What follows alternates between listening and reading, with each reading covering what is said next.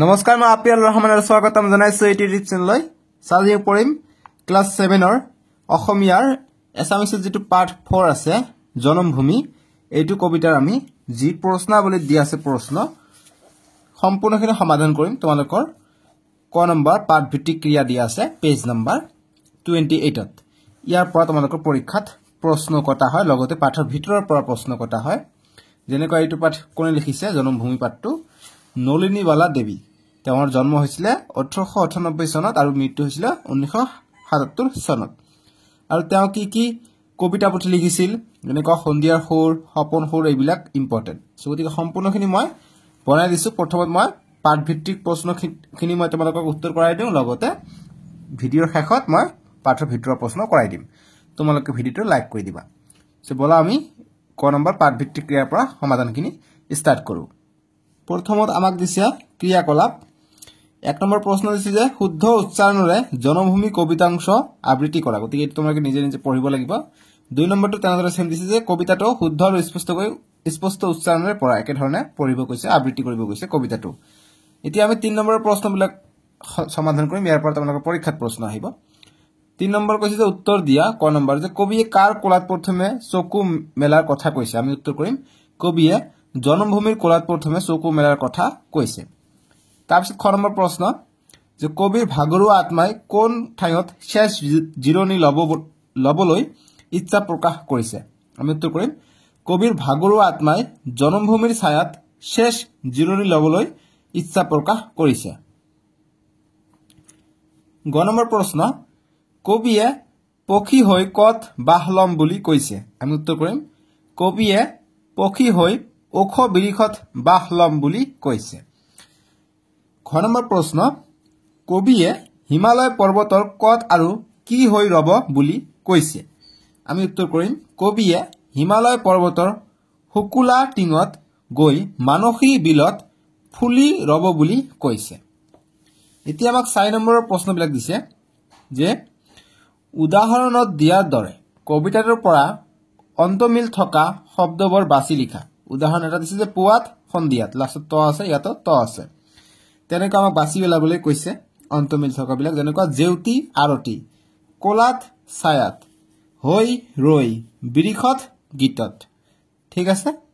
5 number প্ৰশ্ন দিছে যে তলৰ শব্দবোৰৰ অৰ্থ মিলাই লিখা গতিকে ইফালে দিছে শব্দ ইফালে দিছে অৰ্থ গতিকে পক্ষী দিছে পক্ষী আমি মিলাই দিম পক্ষী হৈছে পক্ষী মানে হৈছে চৰাই অৰ্থ হৈছে চৰাই গতিকে এইটোৰ লগত মিলিব পক্ষী মিলিব চৰাইৰ লগত ঠিক আছে শীতলী মানে কি চেঁচা বা শীতল গতিকে শীতলী মিলিব এইটোৰ লগত চেঁচা বা শীতল গতিকে এইটোৰ লগত মিলিব তাৰপিছত সোণোৱালী মানে হৈছে সোণ বৰণীয়া গতিকে সোণোৱালীটো মিলিব সোণ বৰণীয়া তাৰপিছত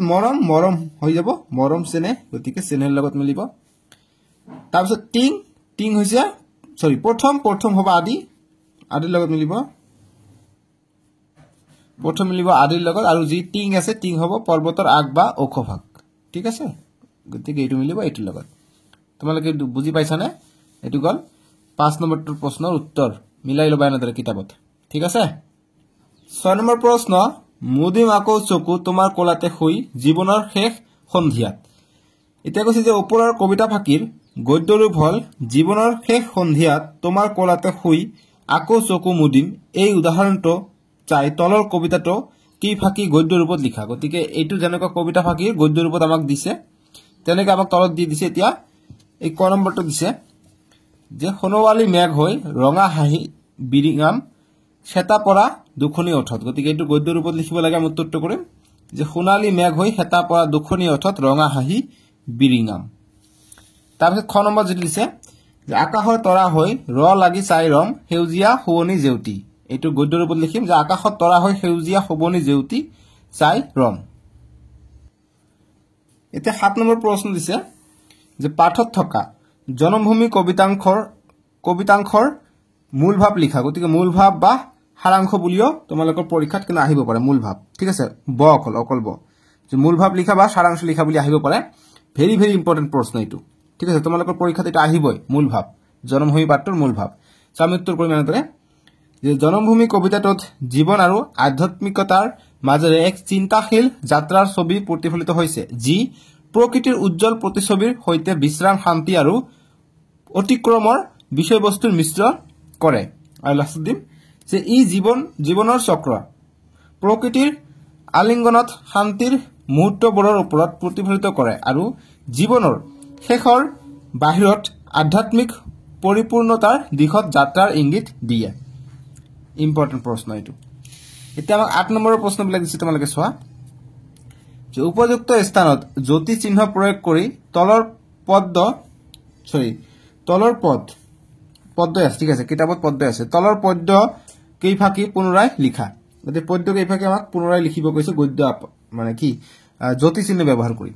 যেনেকৈ দিছে যে তোমালোকৰ কিতাপত দিছে পুৱতিৰ লগে লগে জগাম তোমাক নিতে গতিকে মই ডাইৰেক্ট উত্তৰ দি দিছো 8 নম্বৰটো উত্তৰ এনেদৰে লিখিবা জাস্ট চেঞ্জ কত হৈ আছে মই কৈ আছো 8 নম্বৰটো উত্তৰ এনেদৰে লিখিবা যে পুৱতিৰ লগে লগে জগাম তোমাক নিতে বনৰীয়া সুৱদি গীতত গতিকে বনৰীয়া সুৱদি গীতত ঠিক আছে ইয়াত তোমালোকে কিতাপত চাবা ইয়াত দাড়ি নাই দাড়িটো দি দিবা তাৰপিছত আকাশৰ তৰা হৈ লাগি চাই ৰম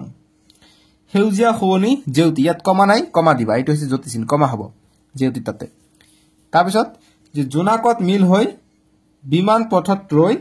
ওৰে ৰাতি কৰিম আৰতি গতিকে ইয়াত হ'ব দাড়ি এইখিনি হৈছে জ্যোতি চিহ্ন ঠিক আছে 9 নম্বৰ প্ৰশ্ন তলৰ শব্দবোৰৰ বিপৰীত অৰ্থ বুজোৱা শব্দ লিখা শব্দবোৰ অৰ্থবোৰ বিপৰীত অৰ্থ গতিকে শব্দবোৰ দিছো ইফালে দিছো বিপৰীত অৰ্থ প্ৰথম দিছে আমাক জনম বাকচ দিছে বাকচত লিখিবা মৰণ শেষ আৰম্ভণি সা পোহৰ বিপৰীত অৰ্থ আমি লিখি আছো ওখ চাপৰ ৰাতি দিন দুখিয়া ধনী ঠিক আছে এতিয়া 10 নম্বৰ প্ৰশ্ন দিছে তোমালোকে চোৱা কিতাপত যে 10ৰ ক যে ছবিসমূহ তলত দিয়া শব্দবোৰৰ খালি ঠাইসমূহ বিশেষণ পদেৰে পূৰ কৰা গতিকে বিশেষণ পদ মানে কি তোমালোকে বুজি লোৱা যে কিবা এটা ৰং বা কিবা এটা বস্তুৰ বিষয়ে ভাল যে তুমি এটা ভাল লৰা গতিকে ভাল লৰাৰ আগত যে ভাল লগাই দিলো ভাল লৰা গতিকে হেতু হৈছে বিশেষণ পদ যেনেকৈ বেয়া লৰা তেনেকৈ এটা বিশেষণ পদ গতিকে ৰঙৰ ক্ষেত্ৰত যে এইটো কেনেকুৱা ৰং এইটো কলা ৰং এইটো বগা ৰং তেনেকুৱা এই ফুল দিছে গতিকে জবা দিছে গতিকে ৰঙা জবা পাত দিছে গতিকে সেউজীয়া পাত আৰু কলা ছাতি দিছে আমি কলা ছাতি ঠিক আছে 8ৰ ক নম্বৰ 10ৰ ক নম্বৰটো এনেদৰে তোমালোকৰ উত্তৰখিনি কৰিব লাগিব ঠিক আছে এতিয়া 10ৰ খ নম্বৰটো দিছে যে বন্ধনীৰ ভিতৰত থকা শব্দবোৰৰ পৰা বিশেষ্য আৰু বিশেষণ পদবোৰ বাছি ভাগে ভাগে লিখা গতিকে বিশেষ্য আৰু বিশেষণ পদবোৰ গতিকে বিশেষণ পদ কি ৰং হ'ব পাৰে ভাল বেয়া এইবিলাক হ'ব পাৰে গতিকে ভাল এইটো হৈ যাব বিশেষণ পদ গতিকে ভাল কলা নীলা লেতেৰা সৰু বগা এইবিলাক হৈছে বিশেষণ পদ আৰু বিশেষ্য পদ কি হ'ব নাম বুজোৱা গতিকে কি আছে নাম বুজোৱা লৰা আছে কাউৰী আছে আকাশ আছে মাছ আছে পানী আছে গাখীৰ এইবিলাক হৈছে নাম বুজোৱা গতিকে এইবিলাক হ'ব বিশেষ্য গতিকে বিশেষ্য পদ লিখিম লৰা কাউৰী আকাশ মাছ পানী গাখীৰ বুজি পাইছে এতিয়া আমি গ নম্বৰ আমাক দিছে যে জ্ঞান সম্প্ৰসাৰণ ঠিক আছে 11 নম্বৰ প্ৰশ্নটো দিছে যে কবিয়ে আকাশৰ তৰা হৈ পৃথিৱীৰ সেউজীয়া বৰণ চাবলৈ বিচাৰিছে তুমি আকাশত উৰিব পাৰিলে কি চাবলৈ বিচাৰিবা লিখা আমি উত্তৰ কৰিম মই আকাশত উৰিব পাৰিলে মই ওপৰৰ পৰা আমাৰ পৰিবেশ চালোহেতেন আৰু চৰাইৰ দৰে উৰি ফুৰি থাকিল হয় লগতে মোৰ জনভূমিৰ মনোমোহা ৰূপ চালো হয় ঠিক আছে বুজি পালা এতিয়া আমাক 12 নম্বৰ প্ৰশ্ন দিছে যে জনমভূমিৰ দৰে স্বদেশ প্ৰেমমূলক কবিতা এটা সংগ্ৰহ কৰি আবৃত্তি কৰা গতিকে তেনেকুৱা এটা স্বদেশ প্ৰেমমূলক লাগিব এটো নকৰিলে হ'ব এইবিলাক পৰীক্ষাত নাহে ঠিক আছে 12 নম্বৰটো নালাগে এতিয়া 13 নম্বৰ প্ৰশ্ন যে তুমি তোমাৰ অঞ্চলৰ বাবে কেনে ধৰণৰ ভাল কাম কৰিবলৈ বিচাৰে লিখা আমি উত্তৰ কৰিম যে পঢ়া-শুনা কৰি ডাঙৰ হলে এজন ভাল মানুহ হৈ অঞ্চলৰ সকলো প্ৰকাৰৰ উন্নতিৰ বাবে ভাল কাম কৰিম বুলি মনত দৃঢ় ভাৱ লৈছো ঠিক আছে সো ইমানখিনি আছিল তোমালোকক মই কিতাপত দেখাই দিও ইয়ালৈকে আমি কৰিলো 30 নম্বৰ পেজত তাৰ পিছত আমাক এটা কবিতা দি আছে তোমালোকে ক্লাস 10 ত গৈ পাবা মই অসমীয়া বুলি এইটো কবিতা লিখিছে গীতিকাৰ সৈয়দ আব্দুল মালিক সো গতিকে ইয়াৰ বিষয়ে পঢ়িবা গতিকে পাঠৰ ভিতৰত মই বনাই দিছো এইবিলাক প্ৰশ্ন তাৰ পিছত প্ৰকল্প দি আছে এইবিলাক নালাগে ঠিক আছে সো গতিকে আমি এইটো শেষ কৰিলো নেক্সট ভিডিওত আমি তোমালোকৰ যেটো পাৰ্ট 5 আছে বিজ্ঞান আৰু মানসিকতা আমি নেক্সট ভিডিওত কৰিম তোমালোকে ডেসক্ৰিপচনত ইয়াৰ প্ৰথম লিংকত পাই যাবা ঠিক আছে সো আমি এইটো পাঠৰ জনমভূমি পাঠৰ ভিতৰৰ প্ৰশ্ন উত্তৰ কৰিম পাঠৰ ভিতৰৰ প্ৰশ্ন উত্তৰ কাৰণ এইবিলাক ইম্পৰ্টেন্ট ঠিক আছে এনেকৈ 1 নম্বৰ যে জনমভূমি কবিতাটির কবি কোন আমি উত্তর করি নলিনীবালা দেবী ঠিক আছে সো ইয়াত বানানটো অকণ ভুল হৈছে ইয়াত দীৰ্ঘিকাৰ হ'ব দীৰ্ঘইকাৰ হা নলিনী শিকাৰ হৈ আছে এটো ভুলতে টাইপিং মিস্টেক হৈ যায় নলিনীবালা দেবী ঠিক আছে জনমভূমি কবিতাটিৰ কবি কোন নলিনীবালা দেবী গতিকে বানানটো ইয়াত তোমালোকে চাই লোৱা নয় দীৰ্ঘিকাৰ হ'ব ঠিক আছে ইয়াত তোমালোকে চোৱা নলিনীবালা দেবী ঠিক আছে তাৰ পিছত আমি নেক্সট চাম নেক্সট 2 নম্বৰ প্ৰশ্ন এটো ঠিক আছে নলিনীবালা দেৱীৰ জন্ম আৰু মৃত্যু কেতিয়া হৈছিল আমি কৰিম যে জন্ম হৈছিল 1898 চনত আৰু মৃত্যু হৈছিল 1977 চনত মৃত্যু হৈছিল নেক্সট প্ৰশ্ন নলিনীবালা দেৱীৰ দুখন কবিতা পুথিৰ নাম লিখা ইম্পৰ্টেন্ট লিখিম সন্ধিয়াৰ সুৰ আৰু পৰশ মণি নেক্সট 4 নম্বৰ প্ৰশ্ন নলিনীবালা দেৱী কি সন্মান লাভ কৰিছিল আমি উত্তৰ কৰিম নলিনীবালা দেৱী পদ্মশ্ৰী সন্মান লাভ কৰিছিল ইম্পৰ্টেন্ট প্ৰশ্ন এটো ভিভিআই তাৰপিছত 5 নম্বৰ প্ৰশ্ন সৈয়দ আব্দুল মালিক